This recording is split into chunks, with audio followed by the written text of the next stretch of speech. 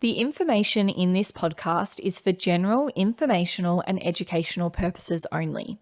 Whilst we love unpacking psychology research and evidence-based insights to support well-being, this podcast is not a substitute for personal mental health care or therapy with a qualified practitioner. Nothing we say should be taken as individualised advice. If anything you hear brings up concerns for you, we strongly encourage you to speak with your GP, psychologist, or another qualified health professional. You deserve support that's tailored to you. We would like to acknowledge and pay our respects to the traditional owners of the unceded lands of the Kulin Nation, on which this podcast is recorded.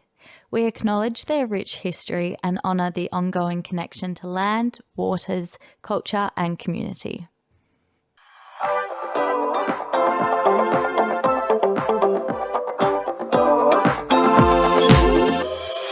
Welcome to This Might Help, a podcast bridging the gap between evidence-based psychology research and your everyday life. We're your hosts, Dr. Lauren Rossetti And Dr. Kira Hart. And today we are talking all about stress, from what's actually happening in your body when you feel overwhelmed to why research suggests that learning to optimize our stress response rather than trying to eliminate stress altogether might improve our well-being. But before we get stuck into the episode today, let's do our well-being win of the week. Kira, what was your well-being win? So it's getting colder in Melbourne, and whenever it gets colder, I'm craving more of that like hearty, warm foods. Anyone who knows me or anyone who lives with me would know that I'm not particularly a sous chef. Like I'm not anything fancy in the kitchen. However, over the past week, I've really tried my best to get the Ottolenghi book out and get on Recipe Tin Eats and cook myself just some like really hearty, delicious and nutritious meals to sustain me through the week. So I did a big meal prep on Sunday, and just having like really fulfilling, lovely meals throughout the week has been so wonderful. So that was my well-being win of the week. What about yourself, Lauren?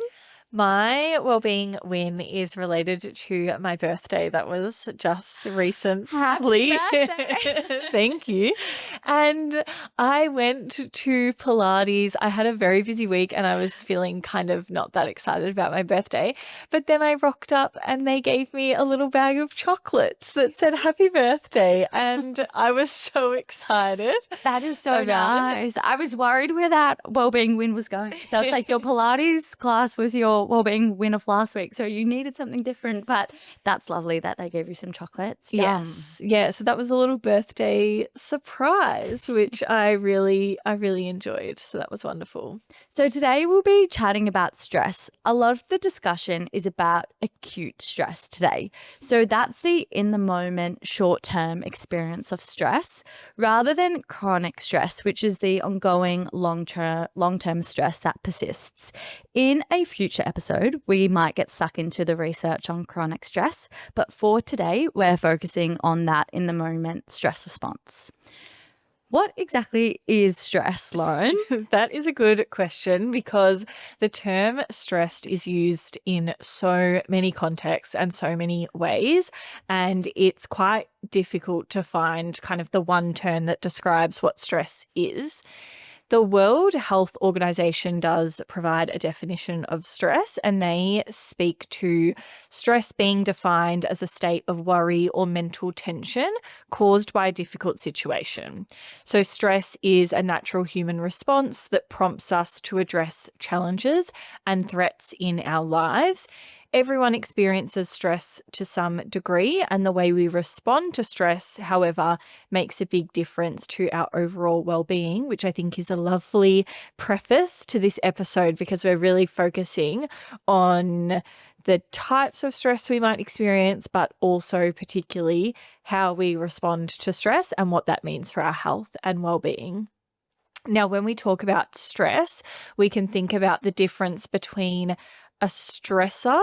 So a stressor is the stressful thing that we experience, and then stress is that response. So that's our reaction. So, for example, recording this podcast for us, particularly in the early few episodes, is a stressor. So the podcast recording session is a stressor, and we are experiencing the stress as a result. So Yes. there's a bit going on there. But what is actually happening in our bodies when we're stressed, and why does it feel so overwhelming? Exactly. So right now, in this moment, as we're recording our second episode, what are we feeling when we're feeling stressed? So psychologically, stress begins with our brain's appraisal of a situation as threatening or overwhelming, which involves our prefrontal cortex and our limbic system. Physically, when we experience or encounter a stressor, our brain's amygdala, which is a structure in the brain for processing emotions like fear and anxiety over recording a podcast, for example, this triggers the HPA axis, which releases stress hormones like adrenaline and cortisol that prepares our body for immediate action by increasing our heart rate, increasing our blood pressure and energy availability while temporarily suppressing other non-essential functions such as digestion and immune response. Okay, and that HPA axis is hypothalamic pituitary adrenal axis Yes, in the just brain as well. rolls off the tongue. Yes, yes. Such a short, sweet name for something. So these increased stress hormones that we experience when our brains appraise or pick up that stressor, and then it kind of sets off this cascade of stress hormones that leads to physical symptoms in our bodies. So we might experience a racing or pounding heart, we might have rapid breathing, we can experience sweating, we might get muscle tension. So, if you've had a really stressful week or event, like shoulders tense and increase, if anyone is watching the video version, they're seeing me enact this shoulder tension. Shoulders. And then, you can get butterflies or knots in your stomach, shaking hands, feeling hot or flushed, headaches, jittery or wired sensation as well. And that can look different for different people, but essentially you can then experience this cascade of different symptoms in the body that alert us that we're stressed, or that's that kind of the result of those stress hormones being released. Yeah, they're the common physical symptoms of stress. Yes. So when we were both learning about this, so kind of how stress works, what it is, what it does to our bodies, how those stress hormones are released and impact our brain, and then we've also learnt about the stress curve, which is this concept we probably learnt about in the very early days of our psychology degrees. And this is the Yerkes Dodson law. So it states that there's a relationship between stress and performance, and that there are these optimal levels of stress that correspond to an optimal level of performance. So, for example, or I guess visually represented, this is an inverted U-shaped curve. So it's kind of like a mountain. Yeah, exactly like a mountain. That's how I think of it. So we have a continuum of arousal, and by arousal in this context, we mean this physiological activation, so an activation in the body or an increased responsiveness to our environment. And there is I guess in this inverted U shape, or the hill, the mountain, we'll call it. In this mountain, there is a point at where the level of arousal or stress is the most optimal for performance.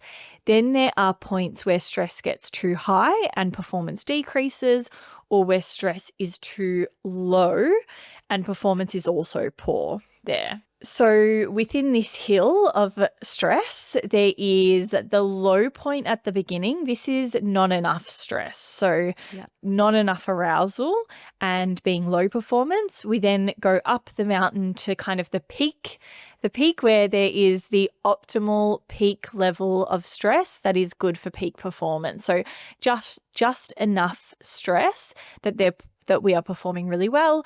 And then when we head over the mountain to the other side, we're at the level of way too much stress and so impacted performance. Poorer performance because we're too overwhelmed or there's too much arousal at that end. So when we have that really high anxiety, we're having the lower performance, whereas when we have a medium amount of stress, we're having that peak performance. Yeah, and that's what's proposed in this model of stress. And they also talk about the optimal stress level depending on how complex or difficult the task is. So, for example, a simple task might be performed best when these arousal or stress levels are relatively high. But a complex task might be better performed when these arousal or stress levels are lower. So sometimes it can be dependent on what you're actually doing or what activity it is to how much stress is optimal. But what does that stress curve look like in everyday life if we're applying it to a real world example? So some real world applications, if we're at the start of the hill where there's low arousal, we're understimulated, and we're more likely to have poor performance. So for example, let's take a workplace setting. Low arousal would be where you have no deadlines, you're completing really boring tasks with no pressure, and you have poor performance. Peak level where you have medium arousal would be when you're given a task that gives you a little bit of pressure. Maybe your boss has asked you to give a presentation at work, but you're well prepared for this presentation, you've rehearsed, and you feel quite confident delivering it. And that high arousal where we come to the other end of the mountain where our performance is low is when we're given too many tasks, maybe they're really complex, and we're feeling overwhelmed and we have too much stress to have that high performance. Yep, exactly. And this original model by Yerkes Dodson is from quite a long time ago in 1908 when the original study was done. And so there are quite a few flaws to the research. And I guess in modern research as well, it's been hard to consistently replicate these kind of findings. I think, however, a lot of us do relate to or experience this kind of curve response to stress. So we know that if we have no deadline at all, it can be really hard to feel the pressure to get something done.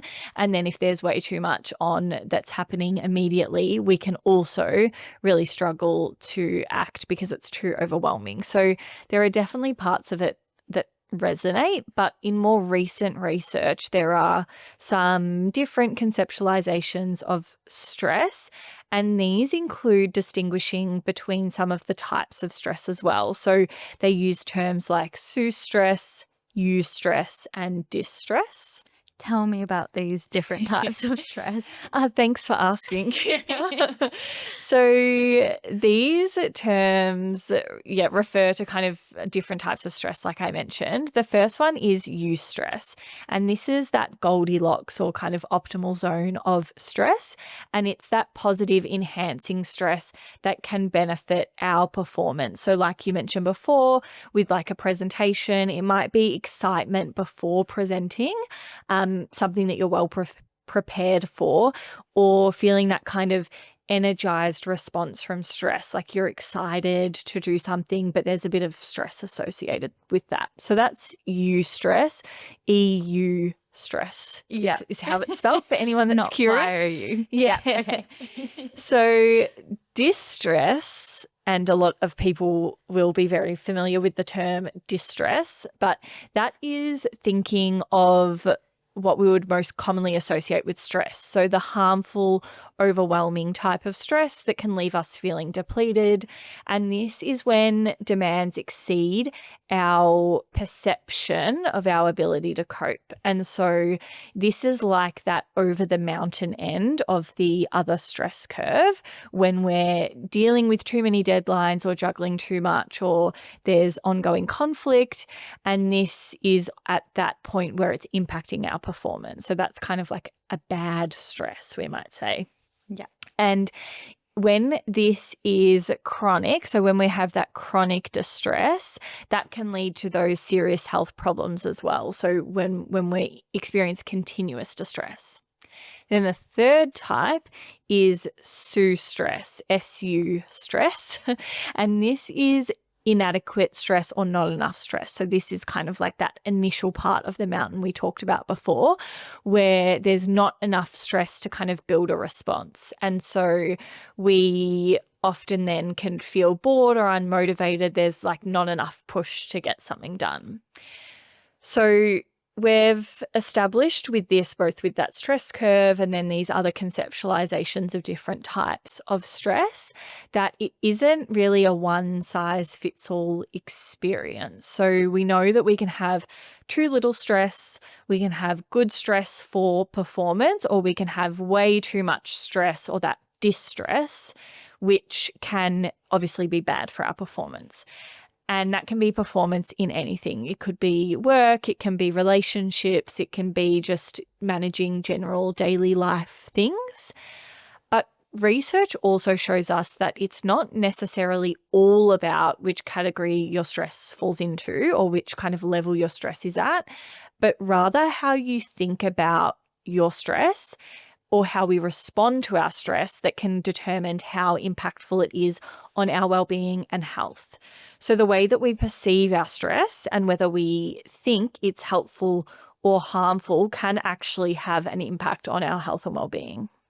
Exactly. So maybe eliminating stress altogether isn't the answer, Mhm. but what if it's about harnessing stress instead?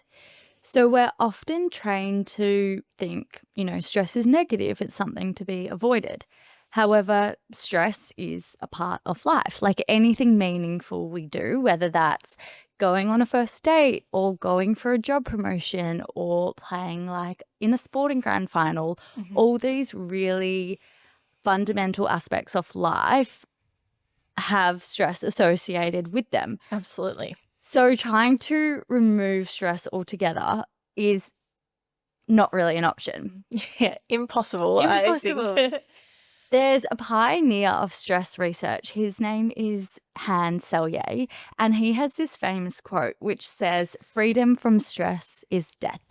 Now, this quote might be a bit stark and dark, but I think it really reinforces the idea that stress is inescapable and an unavoidable part of life. And that brings us to some research by Jameson and colleagues who focused on how we can optimize stress to work in our favor instead of trying to eliminate stress altogether, which I think is very helpful because a lot of us have stressful lives, stressful jobs. We're managing all of these different things. We try and eliminate or reduce stress and have kind of focused on getting rid of it.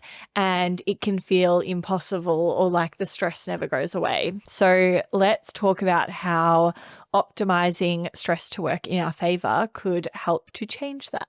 Exactly. So Jamison and colleagues propose a few interventions. The first one is stress reappraisal. So reappraisal is all about changing how we interpret those physical responses to stress. So, for example, you're about to record a podcast with your friend and you notice your heart pounding. How would we reappraise this? So, we're not trying to stop the heart pounding in the moment, but rather trying to understand it differently. Mhm. So, shifting the meaning we assign to the heart pounding. Yeah. So rather than our heart pounding saying that we're weak or we're not capable, maybe it's a sign that our body is gearing up. We're mobilizing energy and sending more oxygen to the brain. We're preparing to record a podcast, for example. So it's giving us all of the oxygen and energy and things that we need in our brain to make our content understandable in the moment. Hopefully. Whether or not that's been very effective is yet for us to find out. Yeah. So according to the research, Reappraisal of stress arousal would often be prompted or cued in studies before a stressful task. So, for example, they would have participants read a short paragraph that encouraged them to reframe their understanding of stress Mhm. before they undertook a stressful task. Or they would complete a longer, let's say 10-minute session where they learnt about stress arousal and how it could help performance. In several studies, they found that students who did this reappraisal task before a test actually felt not only less anxious about the tests, but also performed better on the tests. So there's Mm. some pretty positive findings from the studies. Great. So reappraisal or this, yeah, I guess this reframe of stress sounds really useful in these specific moments or like these individual challenges, moments of stress that they're experiencing. But we know that stress isn't always just one big event. Like we're not always knowing or even able to kind of readily identify what the stressful thing is in the moment. So what about that, I guess, when stress is kind of existing in the background? Yeah, the broader stress, definitely. That leads perfectly to the second intervention, which is stress mindset training. So, this is less about what we do when we notice our heart rate increasing and our heart pounding, Mhm. and thinking more broadly about how we view stress, whether we view it as a good thing or bad thing in our life. So, the research identifies two main mindsets here. Firstly, viewing stress as generally enhancing, or secondly, viewing stress as generally debilitating. So, mindset training is designed to first make you aware of which mindset you tend to hold, whether the stress is debilitating or enhancing, Mhm. and then helps you consciously cultivate more of that stress as enhancing perspective more often. Okay, so it's working out whether I view all my stress as kind of negative to my health or as a negative thing versus whether I view it as positive for my life or enhancing for the Exactly. situation. Okay. And then trying to build on the perception that my stress is good or beneficial to my life. Exactly. So Yeah. stress can have a purpose. So, in the research, they used a few different approaches, and this included things like providing education around the benefits of stress. So, explaining why stress can be enhanceful to performance. The idea wasn't to pretend that stress is an enjoyable experience, because, as we would all be aware, it isn't, but to increase our understanding that stress can be helpful and balancing out our view about stress. Okay. And this stress as enhancing mindset doesn't just help in the moment, but it can shift our response and perception of stress in the long term. So improving performance in, yeah, the longer term, not just in the moment. Exactly. So the research found that the benefits of this mindset from the stresses enhancing mindset training lasted for years. So the idea here is that changing the underlying belief, that mindset, it builds a deeper resilience, and this helps to foster a new perspective. And the research looks at an integrated approach, so called the integrated stress optimization approach. But this essentially just means combining reframing our response to stress in the moment and then shifting that broader mindset of stress. So bringing both parts of this intervention together. And this is a bit of a three-step process to use this integrated approach when we face a challenge or something stressful. So the first part of this three-step approach is acknowledging the stress. So this is just noticing the stress, not trying to ignore it or wish it away, just seeing and acknowledging those physical feelings, the thoughts, acknowledging that they're there. The second step in this approach is actually approaching the situation. So instead of wanting to pull back or freeze or just making the choice to like leave the stressful Run situation, away. run away, exactly, it is instead consciously making that choice to move towards the challenge. So it's leaning into the stressful situation, not retreating.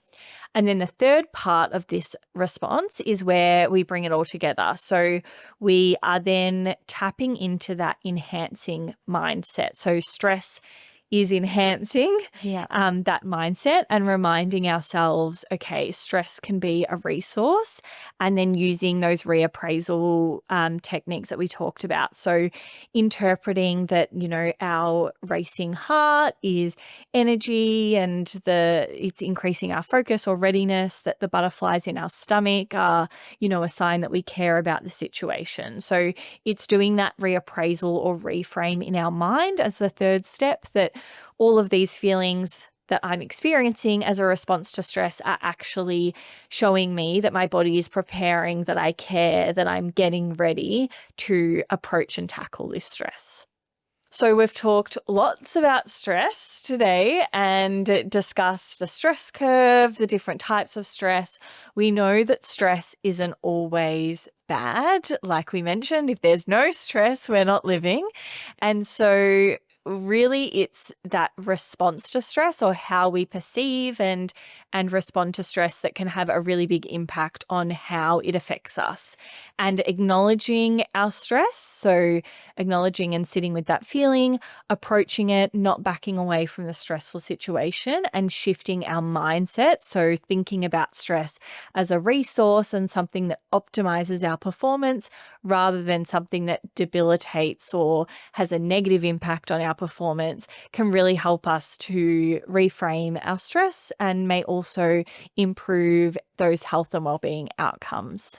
Exactly. So making stress work for us and being able to optimize it. Exactly. Thank you for listening to our second official episode of the podcast. We are a very new podcast, so we would love to hear your feedback. Let us know your thoughts, what you think. If you've got any suggestions, we would love to hear them. We are on socials on Instagram and TikTok at This Might Help Podcast. And the video version can be found on YouTube. As always, the resources and references discussed in the podcast today can be found in the show notes of the episode. If you need further support or assistance at all, please get in touch with a healthcare professional, and we have further helplines always in the show notes as well. We'll be dropping our next episode next Tuesday, so stay tuned for that. And otherwise, have a great week. We will chat to you then. Bye.